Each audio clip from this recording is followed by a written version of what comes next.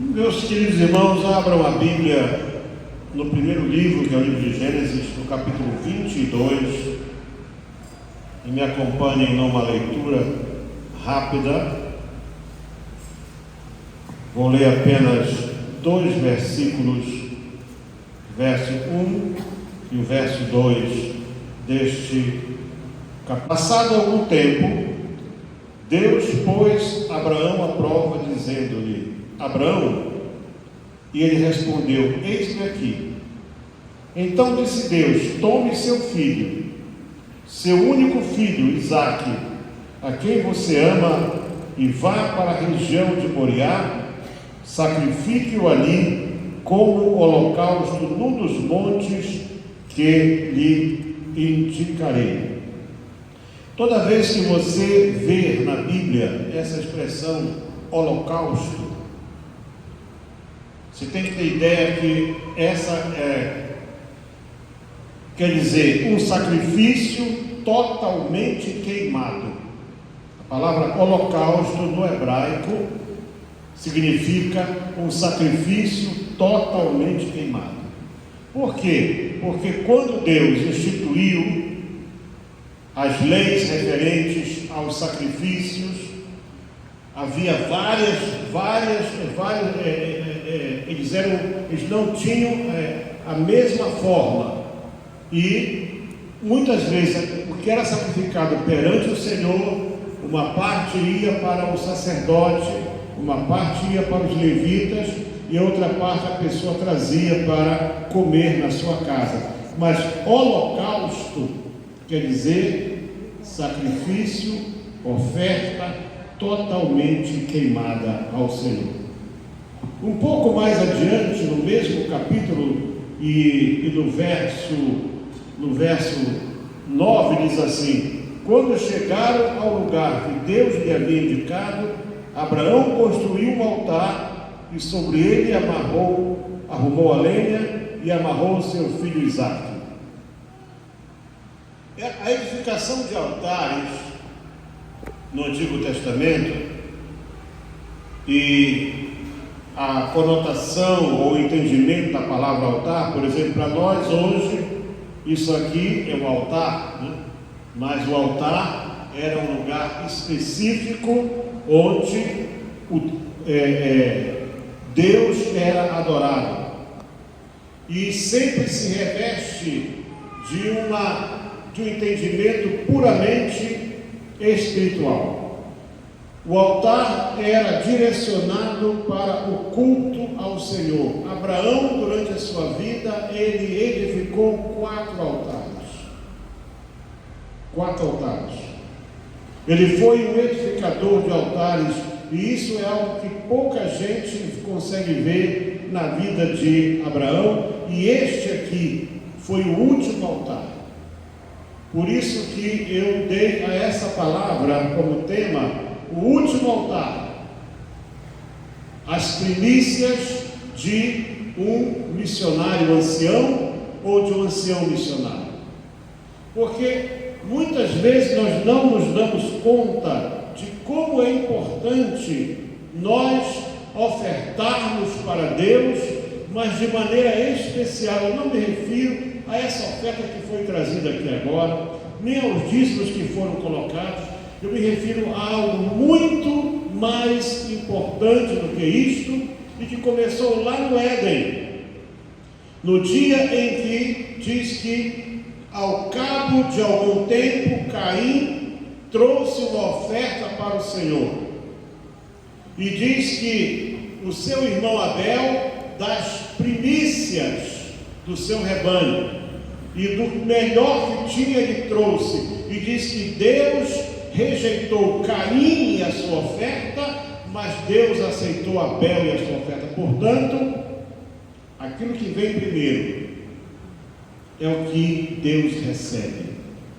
Veja que Deus disse para Abraão: toma teu filho único. Portanto, era o único filho que ele tinha. Ele não tinha outro. Abraão deveria ter aqui aproximadamente uns entre 100 e 25 a 135 anos de idade. Isaac não era exatamente uma criança, como alguns dizem, ele era moço porque ele era solteiro, porque pouco tempo depois ele já se casou. Mas o Salmo 116, verso 12 diz assim: que darei eu ao Senhor por todos os benefícios que Ele me tem feito? O que nós podemos trazer para Deus? Qual é a nossa oferta que vai fazer com que o coração de Deus se alegre para conosco? Tem que ser sempre algo. Ou Deus tem primícia na tua vida, ou Deus tem primazia na tua vida, ou você diz que você ama a Deus e que você serve a Deus, mas isso só é da boca para fora. Então Deus não quer só os melhores anos da nossa vida. E alguns dizem assim: mas eu sou muito jovem, quem sabe depois, quando eu tiver um pouco mais de idade, eu vou servir a Deus. Não é assim que a coisa trabalha. Quando Deus me chamou para o campo missionário, eu tinha, na verdade, quando eu me ofereci, eu tinha 18 anos e não me dei conta disso. 20 anos depois, quando eu estava com 38 anos de idade, que Deus cobrou, eu disse: mas por que agora, Senhor? Ele disse: tu não lembra, mas há 20 anos atrás, tu te ajoelhaste diante do altar e tu ofereceste a tua vida, e eu aceitei a tua oferta. Glória a Deus. E agora eu estou te cobrando isso. Então eu parti daqui, eu saí daqui no dia 31 de março de 88 para um país que eu só tinha as piores informações acerca dele. O que eu via naquela altura na televisão era Moçambique era o país mais pobre do mundo, a guerra tinha destruído, mais de 1 milhão de pessoas tinham morrido na guerra, eram milhares e milhares de pessoas mutiladas, o país estava economicamente destruído e estava tendo uma campanha, pastor Walter, da Sociedade Bíblica para conseguir Bíblias para lá, e eles mostravam aquelas mães, seminuas, com o peito magro, e a criança não tinha mais o que sugar ali. E eu fui ver isso depois, eu pude conviver com isso depois. Então, quando eu cheguei ali, eu perguntava a Deus: por que eu estou aqui? O que eu estou fazendo aqui? Mas quando eu olho uma pessoa, por exemplo, como este homem, que quando ele foi chamado por Deus, lá na sua terra, onde ele vivia, o seu nome não era Abraão, era só Abrão, que quer dizer pai elevado, e Deus disse para ele assim: Abrão, e ele diz assim: eis-me aqui, Senhor. E nós vemos que ele tinha 75 anos de idade, está no capítulo 12 de Gênesis, com 75 anos de idade, sem filhos, porque a sua mulher era estéril. Deus chama este homem e diz para ele assim: sai da tua terra, da casa do teu pai, do meio da tua família, e vai para um lugar que eu te mostrarei. Eu não conheço nenhum exemplo na Bíblia de homem, um exemplo de missionário como este homem chamado agora, conhecido como Abraão, mas que era só Abrão, era só um pai elevado. Mas ele não era membro da igreja quadrangular, ele não esteve na escola bíblica dominical, ele não foi da Assembleia de Deus, nem da igreja, não tinha Bíblia nesse tempo. Não havia Bíblia, não tinha profeta, não tinha pregador, era Deus falando. O mesmo Deus que pregou para Caim foi o Deus que falou com Abraão. E que eu fico maravilhado é que este homem, em nenhum momento ele perguntou para onde eu vou, como vai ser a minha vida, o que é que eu vou fazer ali. Não, ele não fez nada disso, mas se você observar, se você tiver o cuidado de chegar lá no capítulo 12, e aqui eu vi que vocês têm um recurso muito bom, vou dizer para minha filha já começar a copiar isso aí, porque isso me ajuda muito. Ela está ali, ela está copiando tudo. Sai da sua terra, do meio dos seus parentes e da casa do seu pai, e vai para a terra que eu lhe mostrarei. Irmãos, eu quando saí daqui, eu sabia que eu ia para Moçambique. Era terra ruim, era ruim. Era o pior lugar do mundo. Mas eu sabia para onde eu ia. Eu era advogado, eu tinha um bom escritório de advocacia. A minha esposa sabe disso. Eu me dava o luxo de aceitar as causas que eu queria aceitar. Eu tinha a minha loja, que era ela que administrava com o meu cunhado, está ali, pastor Manuel, está ali atrás agora. Viajava muito. E agora, dentro da minha cabeça, eu não contava com Deus nem com a igreja, eu contava comigo mesmo. Eu pensava, pastor Walter, a minha loja pode me sustentar à vontade.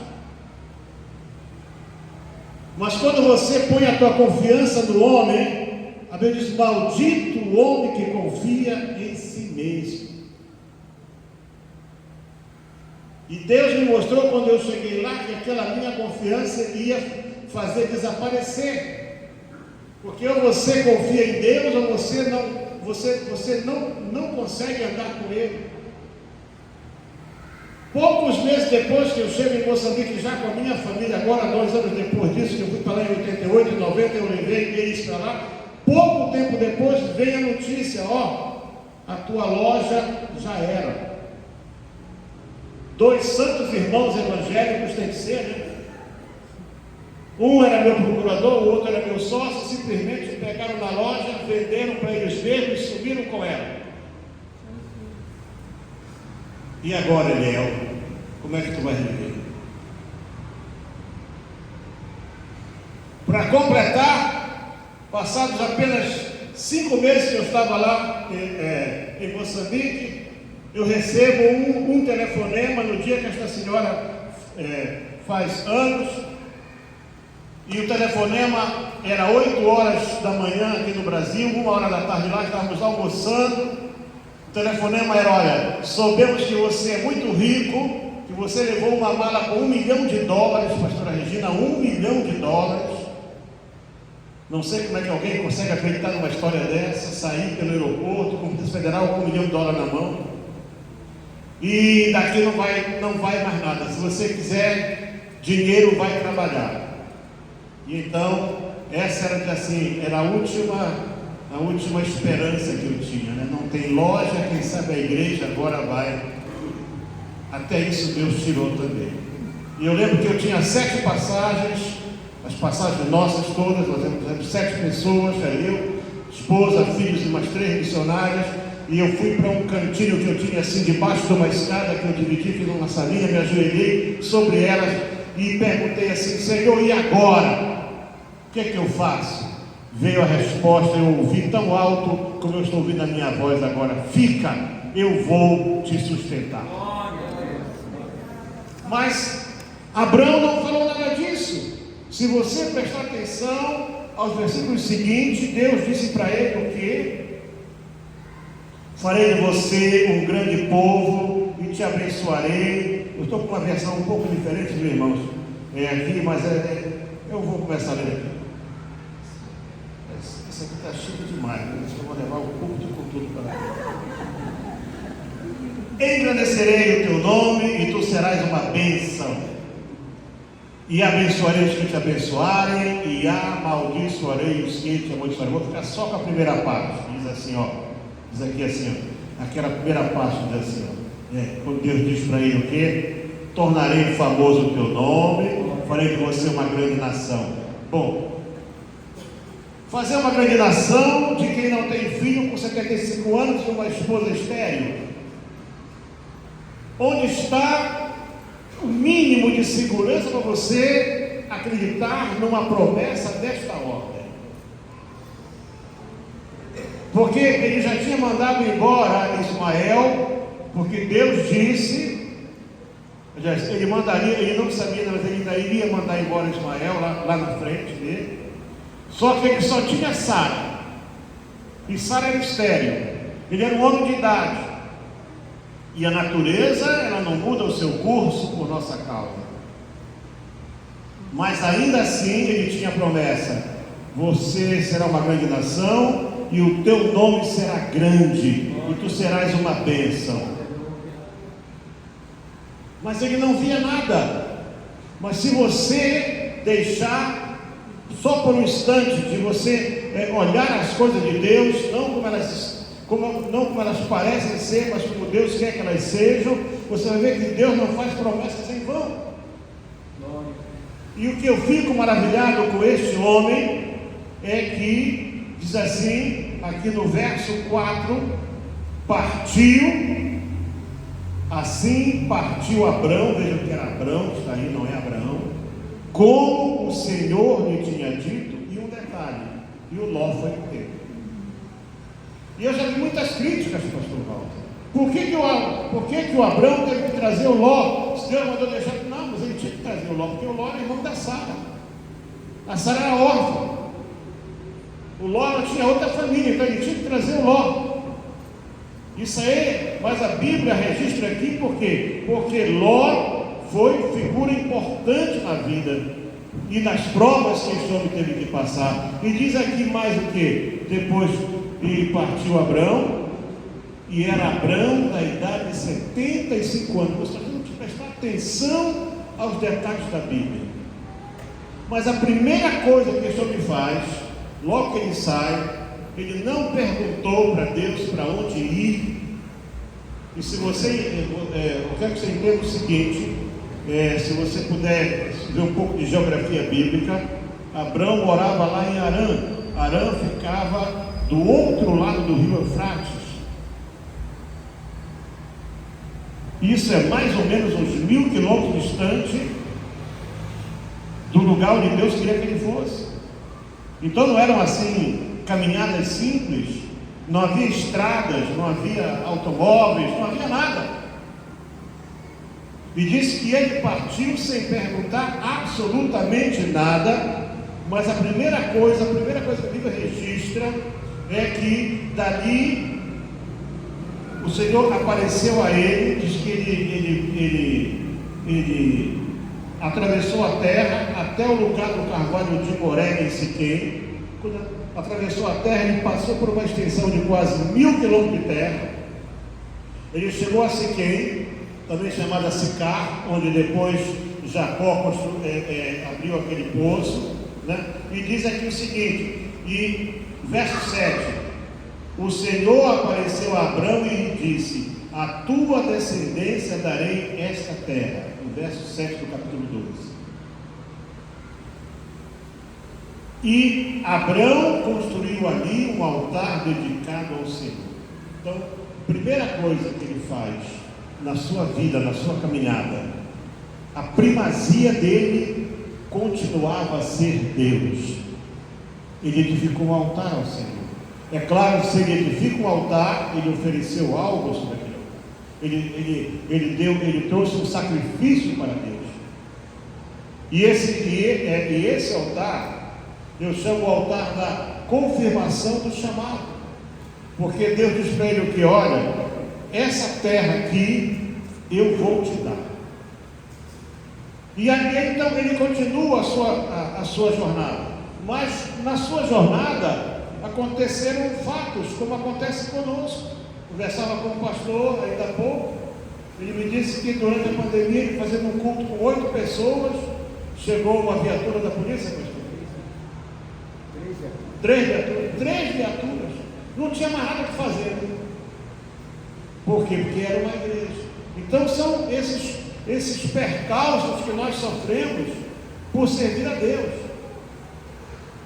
Quando a nossa jornada lá em Moçambique, cada vez que eu saía de casa, minha esposa ficava com o coração na mão, porque todas as semanas eu era chamado perante o governo para dizer alguma coisa, para responder uma acusação, ameaça de prisão, ameaça de tudo, todas as semanas. Todas as semanas. Então, se você tem que entender que quando você coloca Deus na tua frente, Ele vai estar à tua frente mesmo. O problema é que nós dizemos que Deus está na nossa frente, mas nós queremos estar à frente dele. Nós tomamos as decisões, nós fazemos os projetos, nós decidimos, eu vou fazer isso, aquilo, outro, e aí vamos orar para Deus abençoar a nossa decisão. Mas eu vejo aqui um homem em que a única vez que ele não falou com Deus, só lhe trouxe problemas para o resto da sua vida. Foi quando ele foi para o Egito, sem perguntar ao Senhor se deveria entrar lá ou não. E lá no Egito ele acabou tendo que mentir, porque essa é a arma do mundo. Quando você está servindo a Deus, mas você resolve dar uma voltinha no Egito, se prepara que a mentira é parte da vida do Egito. E ele teve que mentir no Egito. Ele entregou a sua mulher para outro homem. Ele fez tanta coisa, sabe assim, mas até que Deus estava tão interessado na vida deste homem, e Deus sabia que havia sinceridade dentro dele, que havia firmeza de propósito, que Deus fez uma coisa simples, porque Deus é Deus. Deus mandou úlceras, mandou hemorroidas sobre os homens do Egito, todos eles, e secou o ventre de todas as mulheres do Egito. Ninguém mais engravidou ali, pastor. E aí eles eram muito místicos, e então eles foram consultar os seus deuses, e aí o faraó chama os seus sacerdotes e perguntou: o que está havendo na nossa terra? Por que de repente todo mundo aqui está cheio de úlceras, todos aqui estão com hemorroidas, as mulheres aqui secaram, o que está havendo? Eles disseram: sabe o que está havendo? É que essa mulher que trouxeste para o teu harém, ela tem marido. E ele serve a um Deus que é um Deus que é maior do que os nossos deuses. E o faraó chama o Abrão e diz assim: o que tu fizeste comigo? E diz que o Abrão sai dali muito rico. Abrão sai dali riquíssimo, muito rico mesmo. E aí então, quando ele sai dali, a primeira coisa que ele faz, ele volta para aquele mesmo altar. Enfim, toda a sua vida, este homem, o seu trajeto era assim. Quando você chega um pouco mais adiante, você vê que há uma separação entre sobrinho e tio, cada um vai para o seu lado. Mas no capítulo 15 de Gênesis, você vê que aqui o homem que estava conformado com a ausência do cumprimento da promessa de Deus. Preste atenção para isso. Não se conforme. Aquilo que Deus disse que vai fazer, Ele vai fazer porque Ele quer fazer. Você não desista, Ele foi para o fundo da sua tenda, estava lá sozinho, conformado. Já estou aqui com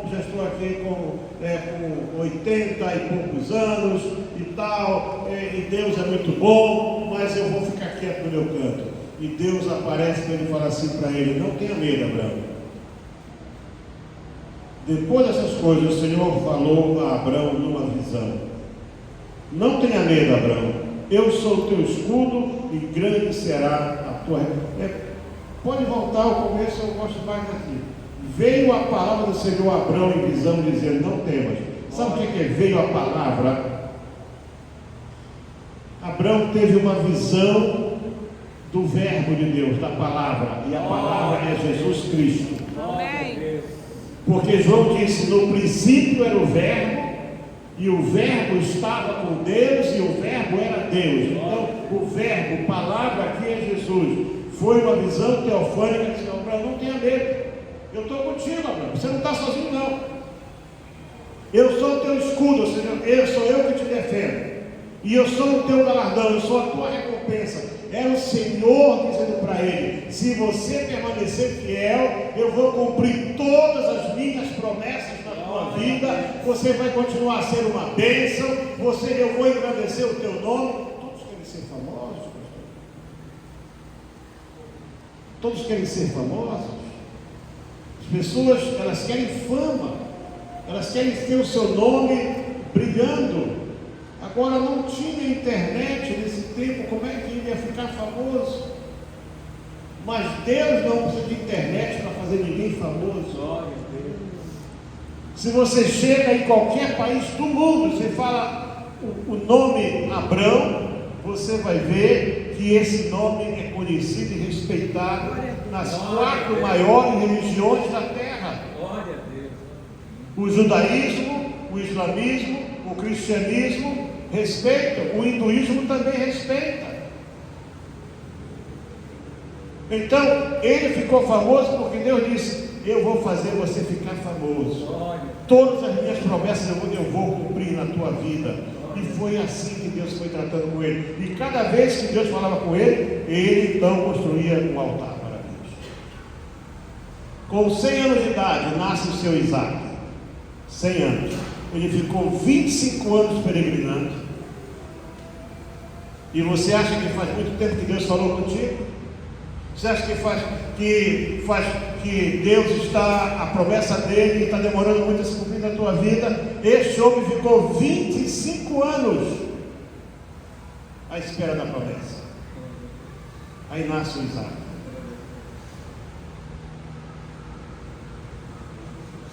Uns dizem que ele teria 125 anos. 25 anos depois, Isaac era um moço já, bonito, forte, e Deus fala para ele: Abrão, o que é, Senhor? Eis-me aqui, eu quero uma coisa de ti especial. O que é que tu queres, Senhor? Eu quero teu Isaac, como holocausto, como oferta totalmente queimada. Ele não perguntou: mas Senhor, eu só tenho Isaac. Ele não disse: Senhor, ele não argumentou com Deus. Senhor, olha a minha idade, a minha mulher já está com 100 e tantos anos. E onde está a promessa de que eu serei uma grande nação? Ele não perguntou nada disso.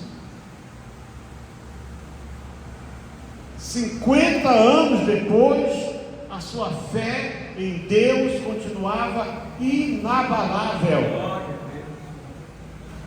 Há quanto tempo você caminha com Deus? Esse Deus não mudou, não. O Deus que me falou no dia 5 de setembro de 1990, na cidade da Beira, disse assim: fica, eu vou te sustentar. Deus não faz promessas em vão. Ele diz: eu velo sobre a minha palavra para cumprir. O que Ele falou, Ele vai fazer na tua vida. Agora, e o que você falou para Ele? E aquilo que você já prometeu para Ele? É como se Deus dissesse: olha, Abraão, falta só uma coisa. Mas o que é, Senhor? O que falta? Eu quero o teu Isaac.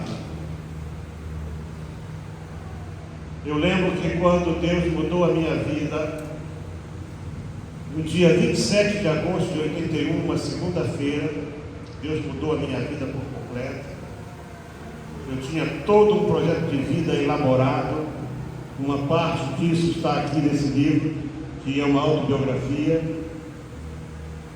E era uma segunda-feira, um culto grande que havia lá na nossa igreja, em Belém. E à tarde eu tinha chegado do escritório, e o meu programa sempre era: eu tomava meu banho, deitava no sofá, meu filho ficava assim em cima do sofá e a minha filha ficava em cima de mim. Era esse o meu programa predileto. Aí chega aquela senhora e fala assim para mim assim: eu quero ir para o culto. Ela é culpada disso tudo que está acontecendo aí. Está coçando o ouvido agora ali. Será que eu estou ouvindo mesmo isso? E eu disse: para que tanta igreja? Nós já não fomos domingo passado? Foi ontem? Nós não fomos ontem? Não, ela disse: eu sinto que nós não estamos bem, e eu quero ir para o culto hoje, e você é meu marido e você vai me levar. Uma coisa que a gente aprende quando casa é que não vai para discutir com a mulher. Ela vai ganhar sempre. ela vai ganhar sempre. E eu fui com ela, mas só foi meu corpo, a minha alma não estava lá. Se você perguntar como foi o louvor, quem pregou, eu também não sei. Mas o que eu sei, que eu não esqueço até hoje, que às 9 horas da noite, certinho, o pastor fez um convite para quem queria pôr a sua vida em ordem com Deus. Ela disse para mim assim: vamos lá comigo, eu não quero ir sozinha. Eu disse: não, eu não vou lá, eu não quero ir. E ela se levantou e foi só. E ela foi só e eu fiquei no banco. E quando eu estou ali no banco, aquela voz disse para mim assim, eu estava no antepenúltimo banco da igreja. Atrás de mim só tinha um bêbado dormindo, porque tinha Belém e chove muito. E como choveu, o homem entrou e aí sentou e estava dormindo, bêbado no banco. E aquela voz falou assim: o que tu fazes aí sentado? E eu olhei para trás assim, só vi o bêbado dormindo. Eu perguntei: eu estou ficando maluco, estou ouvindo vozes, levanta, faz um concerto comigo esta noite, eu quero ser o Senhor da tua vida. E repetiu 3 vezes isso. E eu levantei na terceira vez, eu me dei conta, eu já estava ali diante do altar, fazendo aquilo que eu achava que eu nunca iria fazer. Eu era um homem importante, eu era um advogado, tinha sido escolhido para ser próximo governador do estado, eu tinha tudo, tinha um futuro pela frente. Igreja para mim era ir no domingo quando desce, dá meu dízimo e chega. Mas naquela noite, eu não sabia, Deus tinha começado a me chamar. O apóstolo Paulo diz que Deus começou a chamar Abraão lá em Ur dos Caldeus, quando ele fez o pai de Abraão mudar-se de Ur para Arã. Meus irmãos, para tornar curta uma longa história, 3 semanas depois, eu estava no meu escritório, olhando o processo, eram 9 horas da manhã, e aquela voz para mim assim: sai daqui e vai para a tua casa. Cada vez que eu lembro disso, eu lembro do chamado de Abraão. E lá te direi o que eu quero de ti. E eu olhei para o relógio, eu olhei e disse assim: Deus, eu sou advogado, eu não sei fazer outra coisa, o que eu vou fazer em casa? Aquela mesma voz falou comigo 3 vezes: vai para a tua casa, espera, lá eu te direi o que eu quero de ti. Sabe, hoje eu conto isso e escrevi isso aqui, mas se você for pensar humanamente falando, isso não é algo que alguém possa fazer. Mas eu chamei os meus sócios aquele dia, e os meus sócios, eles não eram assim. Um deles, ele era presidente da Câmara Estadual, ele era vice-governador do Estado. O outro era secretário de Segurança do Estado. O meu escritório não perdia a causa, pastor Paulo. Eu tive o maior escritório de advocacia agrária de todo o Brasil naquela altura. Advogava para as maiores empresas do Brasil, estavam investindo na Amazônia em terras. E como eu disse a vocês, eu tinha o meu futuro todo já traçado. E eu fui para a minha casa. Eu tinha uma garagem grande, onde eu tinha 5 carros na garagem. Botei alguns carros para fora, fiz uma salinha e fiquei ali. Só o que eu sabia fazer era ler a Bíblia e orar, porque não tinha um cliente. Os clientes desapareceram, sumiram todos. Mas ali, quando você põe o pé na estrada, quando você deixa a segurança do homem e quando você decide que confiar em Deus é a melhor opção, saiba de uma coisa: Deus vai onde você está e Ele vai mover as águas. Ele vai fazer os milagres. O milagre que você está esperando não vai vir porque você quer, mas porque Deus quer fazer na tua vida. O advogado desapareceu, o dinheiro se acabou, tudo que eu tinha fortuna, fazendas, carros, tudo foi como água entre os dedos, desapareceu tudo, tudo, tudo. Mas uma coisa não saiu da minha vida, a presença de Deus. Por isso, quando eu vejo esse homem aqui, talvez com 125 ou 130 anos de idade, e Deus diz assim para ele assim: ainda tem uma coisa que você tem que fazer para mim. O que é? O que é que eu tenho que fazer para ti? Me dá autorizado. Vai lá na região do Moriá, nem sequer o monte Deus mostrou para ele qual era. Só disse: na região do Moriá, vai lá e oferece para mim o teu Isaque como holocausto, como oferta queimada totalmente. Este homem faz o quê? Diz assim: na manhã seguinte, Abraão levantou-se, preparou o seu jumento, levou consigo 12 dos seus servos e Isaque seu filho, depois de cortar a lenha para o holocausto. Olha, irmãos, ele teve o trabalho de cortar a lenha, pastor. Ele levou a lenha, ele estava pronto a obedecer a Deus, levou o fogo, levou o cutelo para poder fazer o holocausto, levou tudo. E diz que Isaque tinha a lenha nos ombros. Ninguém põe um feixe de lenha suficiente para queimar o holocausto nos ombros de uma criança. Isaque era um homem. E diz que ele preparou o altar, ele edificou o altar, está aqui, ele construiu o altar. Você pode imaginar como estava aquele pai fazendo um altar de pedra em cima do monte, sabendo que ia entregar o seu único filho para Deus. A essa altura, Ismael estava lá para o Egito com a sua mãe.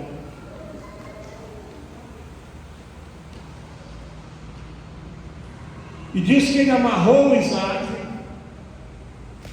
porque era natural que Isaque, como ser humano, talvez se tivesse solto, saísse correndo. Diz que ele amarrou Isaque, amarrou o seu filho, colocou sobre o altar, levantou o cutelo, o terçado, ou a faca para poder cortar o pescoço, e quando ele levanta e vai baixar, vem aquela voz: não faças nada, agora eu sei que tu temes a Deus.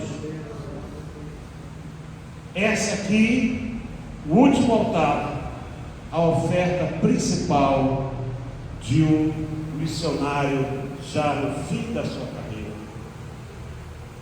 Você, depois disso aqui, ele sai de cena.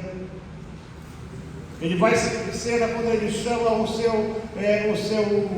seu principal trabalhador para ir buscar uma esposa para o seu filho. Ele aqui acabou toda a sua ingerência, mas a sua oferta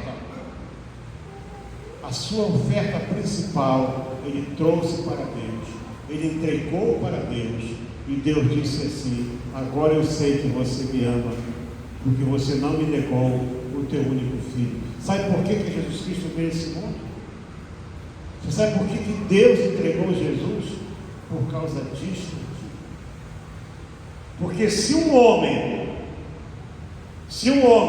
foi capaz de pegar o seu filho e ofertar para Deus, então Deus pega o seu filho e oferta para que todos os homens possam saber o que é salvação em Deus. A oferta que nós damos, ela não se perde por aí. A primícia da nossa vida não se perde por aí. O compromisso que nós temos, ele não é jogado aí de qualquer maneira. Tudo que você faz, tudo aquilo que você faz para Deus, está registrado.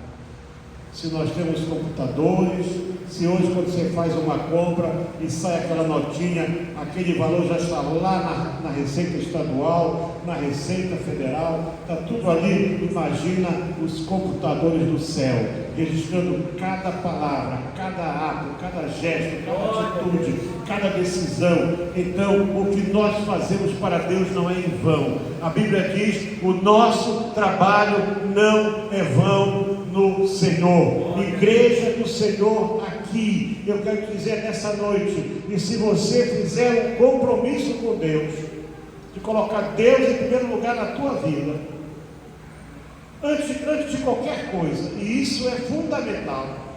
Ou Deus é Senhor, ou Ele não é nada. Deus não pode estar em segundo plano, Ele tem que estar em primeiro plano na nossa vida. Aquilo que nós queremos fazer, temos que colocar Deus à nossa frente. Tiago disse assim, escreveu, disse: vocês dizem, amanhã vamos para esse lugar, para aquele lugar, vamos fazer isso. Não, digam se Deus quiser. Se Deus quiser. Quando foi que você disse a última vez, com todo o coração, se Deus quiser? Abraão ele não perguntou: Senhor, é verdade mesmo tu queres o meu filho, Senhor? Ele não disse: Senhor, eu sou velho, a minha mulher é uma velha, Senhor, só tenho esse. Não disse nada. Ele se preparou, ele cortou a lenha, ele pegou o jumento, ele levou o fogo, a tocha, e ele caminhou 3 dias. Você pode imaginar como ia o coração daquele pai, 3 dias. 3 dias, subiu o monte, fez tudo o que tinha que fazer, mas Deus mostrou para ele uma coisa: que Deus prova, mas Deus prova para nos abençoar, não é para nos jogar por terra. Vamos estar de pé, igreja. Deus quer que você entenda algo, que aquilo que tu mais desejas, Ele deseja ainda mais do que você. Se você quer algo especial na tua vida, Ele quer ainda mais, porque Ele é Deus, e Ele não nos chamou para nós andarmos de rastro. Ele nos fez, a Bíblia diz que fomos feitos para ser cabeça e não cauda, para estar em cima e não embaixo, para emprestar e não tomar emprestado. A Bíblia diz que podem sair contra nós por um caminho, mas por 7 caminhos vão fugir diante de nós. Mas tudo isso só vai acontecer quando nós colocarmos Deus como primazia na nossa vida. Quando você ofertar a tua vida para Deus, os teus pensamentos, os teus projetos, tudo que de melhor você tem, quando você ofertar para Deus, você vai ver que as coisas vão começar a mudar na tua vida.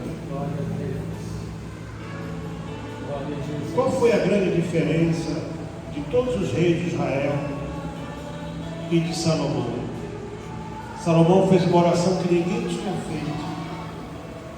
Salomão disse: Senhor,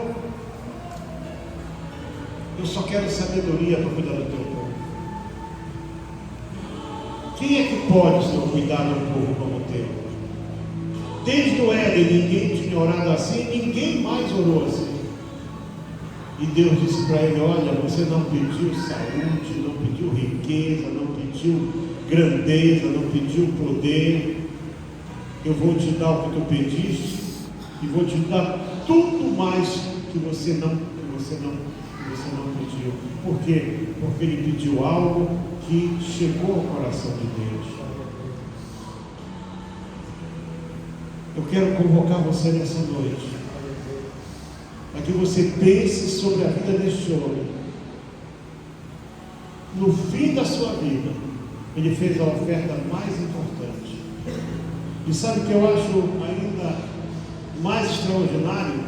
Ele tinha 75 anos quando foi chamado, caminhou 25 anos com Deus para ter o Isaac, e Deus deu a ele ainda mais 75 anos para ele viver, porque ele morreu com 175 anos. Aquilo que você dá para Deus, Deus vai te devolver multiplicado, triplicado, porque Ele é Senhor. A Bíblia diz que Ele é abençoador daqueles que o buscam.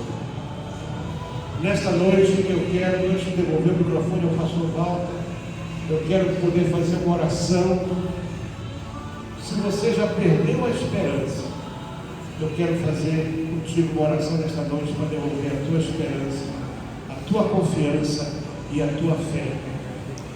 O Deus que eu conheço é o Deus que me sustenta no campo missionário já há 35 anos.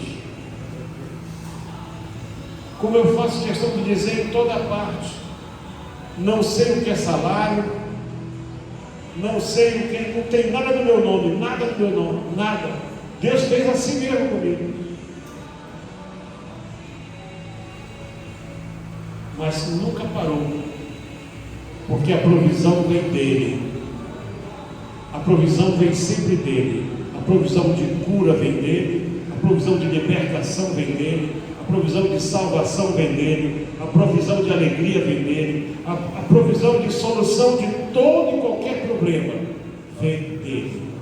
Se você crê assim e você precisa de algo, vem aqui agora, rapidinho. Vamos estar orando juntos aqui. Depois então eu devolvo o microfone ao pastor. Quem deseja nesta noite, venha, não fique aí onde você está. Creia, esse Deus, Ele é um Deus de milagres.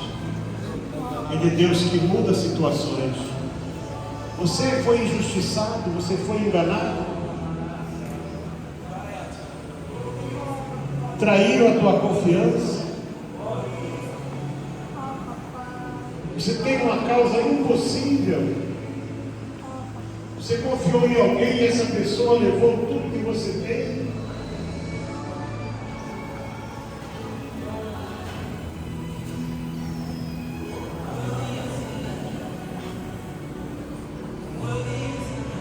Aleluia.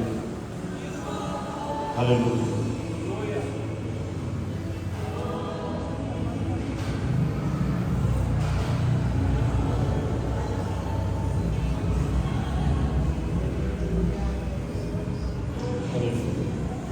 Eu vou te dar 30 segundos para você dizer para Deus. Ele já sabe o que é, mas Ele quer ouvir de você. O que você precisa dele. Você tem 30 segundos para dizer para Ele. Aleluia. Aleluia. Aleluia. E eu estou nesse meio, irmãos. Eu estou sempre falando com Deus acerca de algo. Eu estou sempre à espera de um milagre novo na minha vida. Aleluia. Pai Santo, em nome do Senhor Jesus Cristo, porque Tu és um Deus de promessas, Tu és um Deus de planos e de projetos, Tu és um Deus todo-poderoso, Senhor. Tu és um Deus no qual não há mudança nem sombra de variação. A Tua palavra é a verdade, Senhor. E sobre esta palavra que temos falado nesta noite, eu coloco todo este povo que está de uma ponta até a outra deste altar. Este pai, esta mãe, este filho, esta filha, este esposo, esta esposa. Pai Santo, vem agora com o Teu poder sobre esta vida. Não trazendo apenas a esperança, Senhor, mas trazendo eles a mesma confiança que Ana saiu do santuário lá em Siló, quando ela recebeu a bênção de Eli. Diz que ela saiu dali, não tinha mais tristeza, porque ela sabia que a Tua promessa estava se cumprindo na sua vida naquela hora. Senhor Deus e Pai, seja o que for, pela Tua graça e pelo Teu poder, eu coloco todo este povo agora debaixo da Tua autoridade, e eu clamo em nome de Jesus: responde agora, Senhor, e responde com poder nesta vida, em nome do Senhor Jesus, para a Tua glória. Amém. Deus abençoe a sua vida. Deus abençoe a sua vida. Eu digo a você aquilo que Ele disse para Ana: Deus abençoe, Deus te conceda aquilo que você veio aqui buscar, porque Ele é Deus.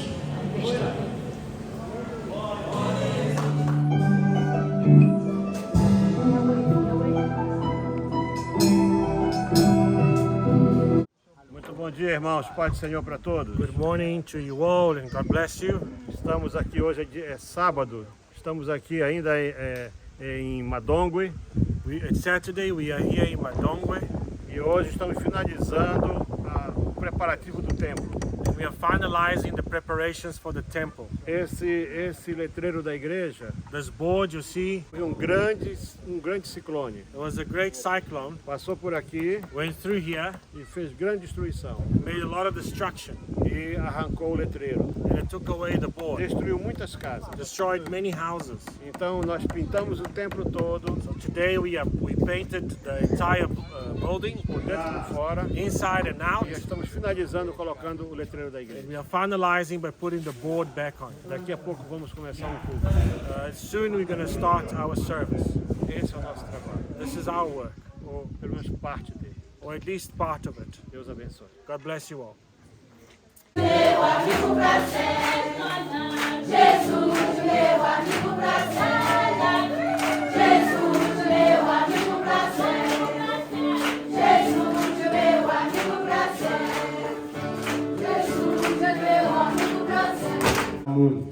Por isso que Deus explicou bem leswi Xikwembu xi nga hlamusela swona ha hombe que em todas essas três partes, ku hinkwato tindhawu leta tinharhu, o coração, a mbilu, a alma a mizi e a força, ni ntamu, nós temos que amar a Deus. ku fanele hi rhandza Xikwembu. Amém? Muitas pessoas querem amar Deus só no coração. Vanhu va ku tala va lava ku rhandza Xikwembu so hi mbilu. Você vê até um bêbado Vona te hambi xidakwa a cair aí no chão, xi wile hansi na bebedice dele, na xidakwile ele bate no peito e diz: Eu amo muito a Deus. a ba xifuva ku mina ni rhandza Xikwembu hi ntamu, Mas o corpo e a alma não amam nada. maji a nyama ni moya a swi zandzi nchumu ka Xikwembu. Animando Jesus, aleluia, amém.